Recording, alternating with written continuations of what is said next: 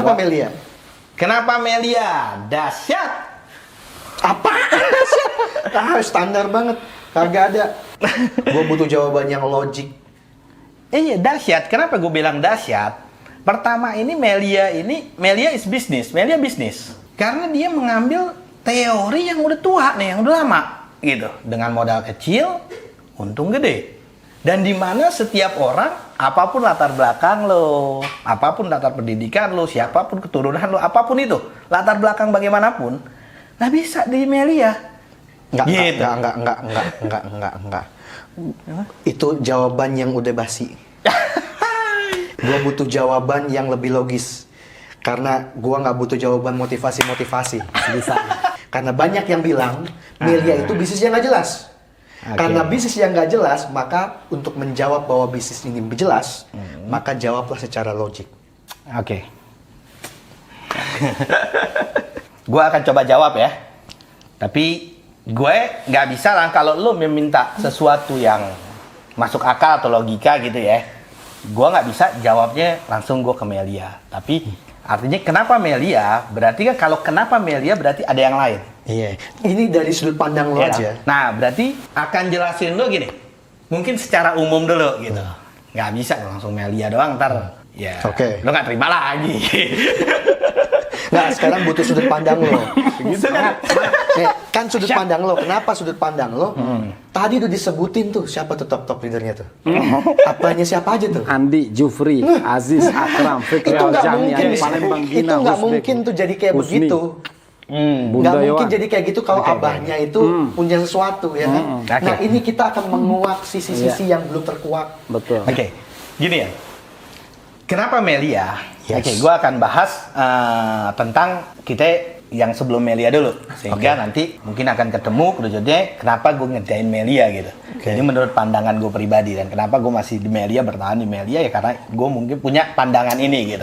Kenapa Melia? Karena gini, kita ini hidup kan butuh uang ya, butuh buat selain kita punya impian, kebutuhan dasar kita dulu adalah kita bagaimana buat kebutuhan hidup kita gitu, kayak makan dan lain-lain lah semuanya. Ya pasti teman-teman udah tahu lah semuanya gitu kan. Nah, untuk mendapatkan penghasilan itu, kan kita nih butuh kendaraannya buat dapetin tuh penghasilan gitu.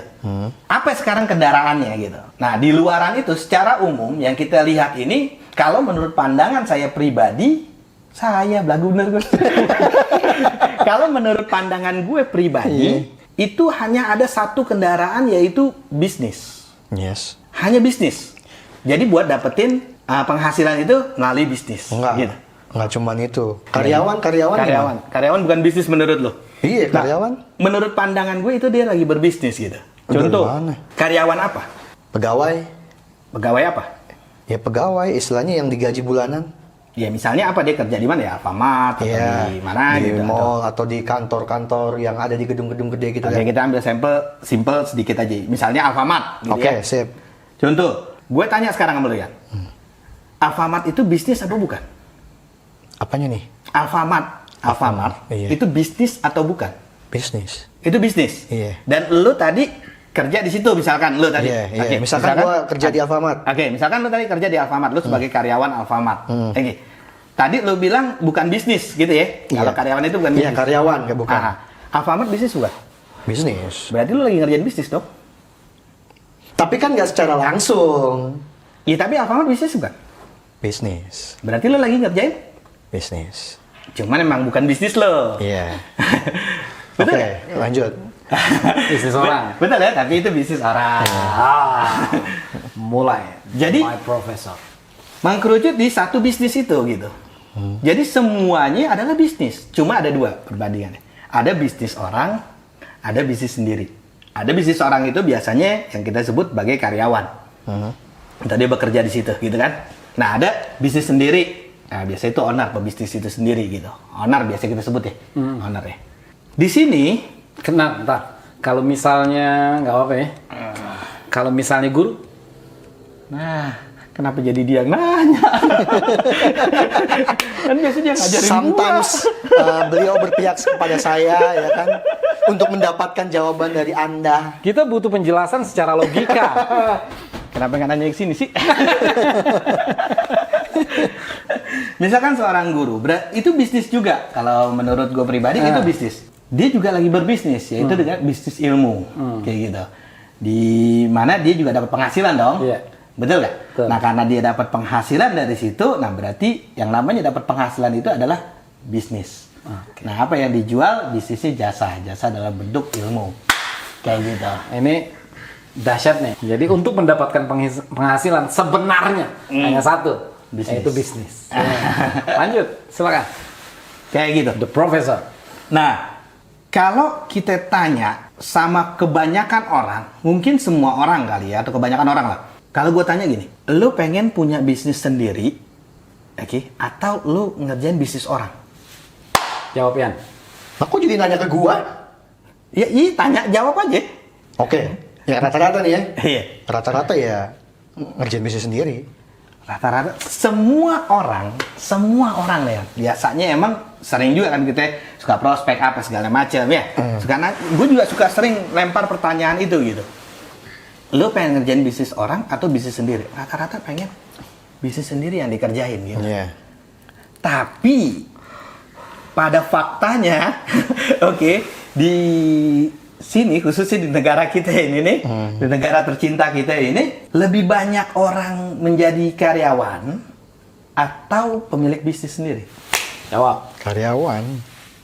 Tapi tadi gua tanya sama lu pengennya punya bisnis sendiri. Kalau karyawan itu kan ngerjain bisnis orang. Kenapa jadi faktanya mereka bukan ngerjain bisnis sendiri, malah bisnis orang? Nah, itu kenapa tuh?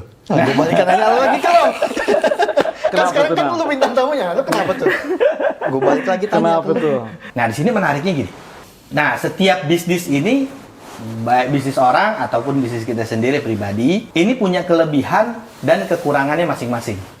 Sebagai karyawan itu kelebihannya apa sih? Kelebihannya dia ini, dia nggak punya resiko. Gitu. Resikonya nggak ada, karena dia cuma modal diri doang. Modal tenaga, apa yang dia punya, tinggal kerjain. Makanya itu lebih jelas kan? Apa yang di... Nah dulu dong, belum. Sabar, dengerin dulu. Oke, siap. Jangan potong dulu. Asli. Teng, lanjut. Kelebihan dari karyawan ini, dia nggak ada resiko. Dia cuma datang, bawa diri, ngelamar, diterima, ya udah tinggal dikerjain apa yang udah tersusun, terstruktur. Job desk. Job desk-nya tuh udah tinggal dikerjain aja. Gitu. Mau tuh ntar perusahaan bangkrut lagi, apa terserah, tinggal dia keluar, ganti, cari lagi tempat selesai. Gitu. Jadi dia nggak ada resikonya sama sekali. Iya. Resikonya nggak ada. Penghasilannya pasti, tapi itu juga sebagai kekurangan. Kalau menurut pandangan gue pribadi, itu sebagai kekurangan. Kekurangannya apa? Dia pasti, tapi terbatas. Ada tapinya. Oke. Dia terbatas. Contohnya terbatas apa? Misalkan gaji bulan ini sekian, ya bulan besok nggak jauh-jauh dari itu ya, paling biasanya sama, segitu lagi. Ya mungkin tahu-tahu jadi naiknya 10 kali lipat. Enggak, biasanya enggak ya gitu ya. Iya. Kecuali korupsi.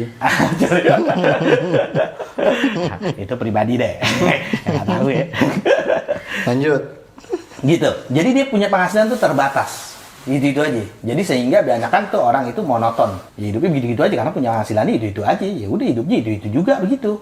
Karena mau ditaikin susah nih abis itu. Kedua, dia juga punya waktu yang terbatas. Artinya dia tidak terlalu bebas gitu. Mau misalkan lo Yan, gue mau ajak Yan kita jalan-jalan yuk ke Bali misalkan. Gimana? Nggak bisa dong. Kenapa? Kan ada jam kerja. Nah, di situ. Jadi dia akan terbentuk oleh waktunya dia sendiri gitu. Dengan kesibukan dia sendiri dan mengharuskan dia harus ada di situ gitu. Karena kalau nggak dipecat loh. Nah, kebanyakan mungkin orang dia ambil yang paling amannya aja karena memang ya orang banyakan pengennya yang aman-aman aja deh. Gitu. Dia nggak punya resiko, makanya banyak orang ngambil di karyawan. Nah, kenapa dia kagak ke bisnis? Ke bisnis ini banyak orang yang udah takutin duluan gitu. Karena buat bisnis ini modalnya gede. Iya. Coba lu contoh mau buka Alfamart tadi kayak seperti bos lu. Berapa modal buat Alfamart? Iya, miliar. Gede. Iya. Iya gak? Kontrak tokonya. Kalau kita udah punya tempat, kalau belum beli atau kontrak kan gitu. Berapa duit yang setiap tahun harus dibayar? Dan udah ngontrak, udah langsung dapat isi belum? Belum. Ada yang bisa dijual nggak? Nggak bisa. Harus diisi sama dia. Diisi dengan apa? Produk-produk yang bisa dijual. Dan itu nggak kecil, gede gitu. Dari perizinan, dari apa segala macam. Anggaplah hitung-hitung berapa ya misalkan ya? 500 juta. Kan serem. Nah, dia punya resiko seandainya bisnisnya nggak jalan. Hilang Yan 500 juta Yan. Itu kekurangannya. Nah, tapi ada juga kelebihannya. Kelebihannya apa? Penghasilannya besar, nggak terbatas. Keuntungan tinggi. Keuntungan tinggi. Keuntungan. Dan waktu bebas. Jadi dia bebas punya waktu gitu kan. Pemiliknya. Oke. Sebagai pemilik, owner bisnis ya dia waktunya bebas. Dia tinggal ngontrol kapanpun yang dia mau. Atau sekarang zaman udah canggih, tinggal lihat dari handphone, CCTV apa segala macam. Atau bisa ngontrol dari rumah segala macam bisa. Jadi dia punya waktu yang bebas gitu dan punya penghasilan yang besar. Oke, balik lagi. Kenapa Melia? Nah, di sini yang gue suka dari Melia ini balik lagi ke pertanyaan gue awal tadi ya. Lu lebih suka ngerjain bisnis orang atau bisnis lu sendiri kan gitu? Iya. Pasti jawaban bisnis sendiri. Iya. Nah, jadi Melia ini adalah bisnis kita sendiri di mana dia mengambil resikonya yang nggak ada dengan penghasilan yang besar. Kasih contoh gini. Di karyawan tadi misalkan apa sih yang orang suka dari kelebihan dari karyawan? Nggak ada resiko. Nah, Melia pakai. Di Melia nggak ada resikonya ya. Emang bener nggak ada resiko? Ya apa resikonya? Sekarang kita modal cuma sekali seumur hidup. Modal cuma sekali nih. Ya. Keluar duit lu ini bukan keluar duit yang sia-sia tapi belanja. Tuh. Gitu. Lanjut. Jadi, kan cuma belanja kita cuma sekali seumur hidup. Berarti modal sekali. Hanya sekali seumur hidup. Terus kalau misalkan nggak balik lagi, kan modal tuh. Gini ya.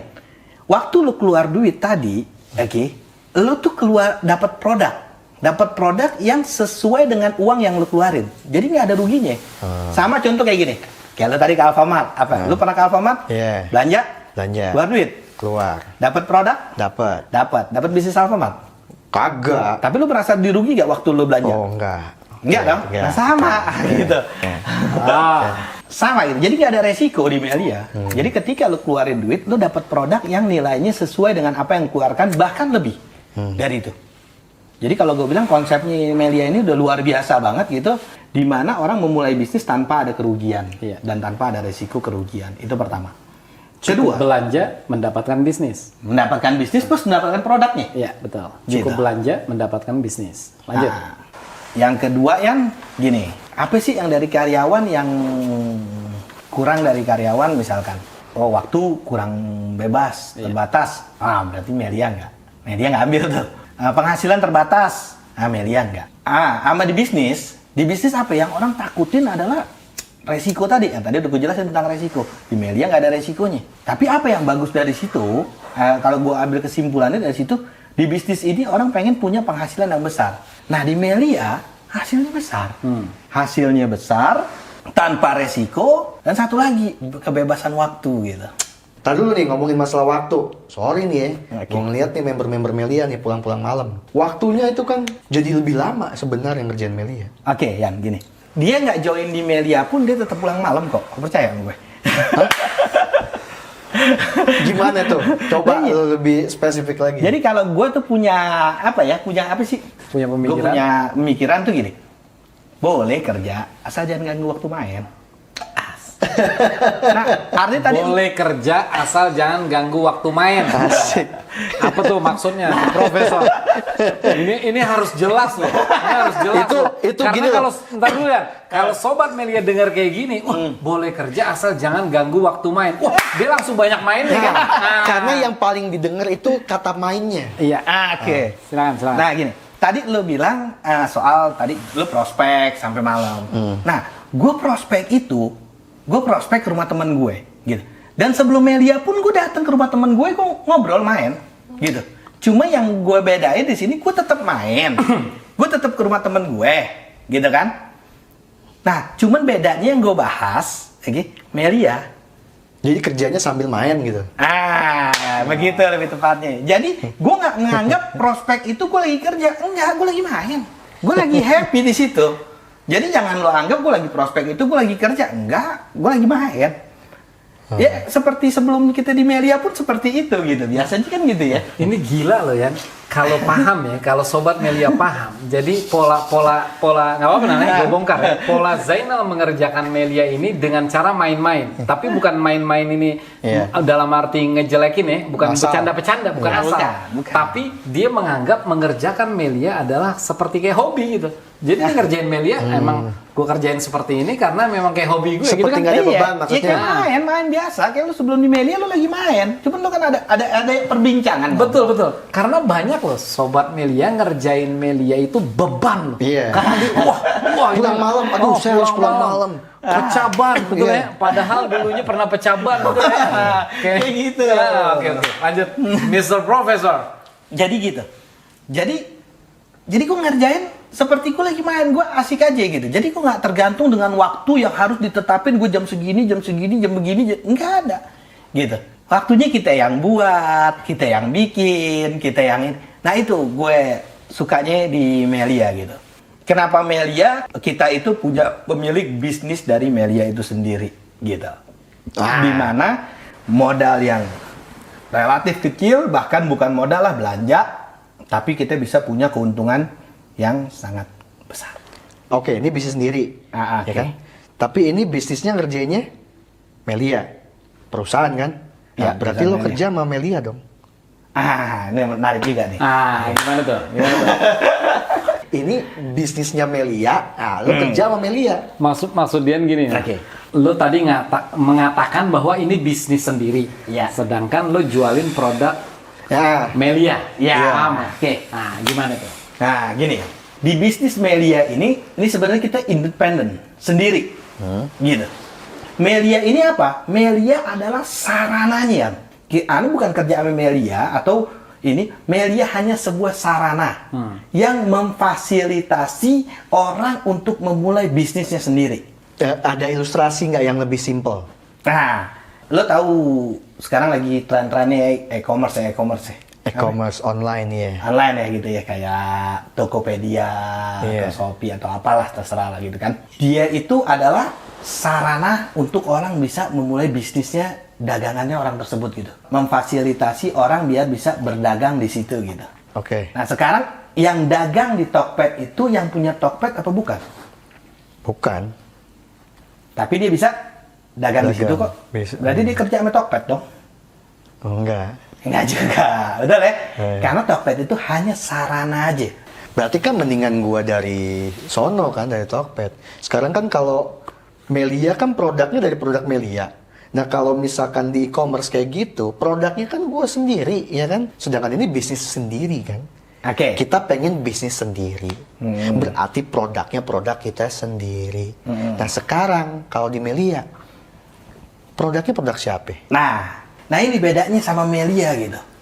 Orang untuk menciptakan sebuah produknya sendiri, belum tentu semua orang bisa. Betul dong? Iya. Betul nggak? Iya. Atau lu misalnya lu mengambil produk dari orang lain untuk lu jualin, belum tentu lu menang saing. Dan belum tentu juga diterima sama masyarakat. Dan kalau terjadi seperti itu, apa bedanya yang tadi gue jelasin tadi, yang tentang bisnis tadi? Gitu. Ada resiko bangkrut, selesai. Iya. Gitu. Modal lu akan hilang di situ.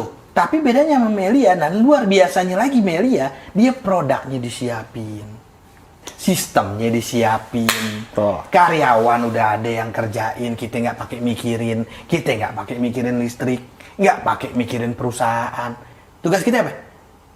Ngomong doang, main, ngejelasin. Oh, udah, tugas kita apa? Cuma prospek doang, ngejelasin orang. Kan nggak ada resikonya, cuman jelasin, dapat duit. Artinya gue memandang Melia ini inilah bisnis yang dimana betul-betul resiko tidak punya, tapi punya penghasilan yang besar gitu. Itu sih menurut pandangan gue.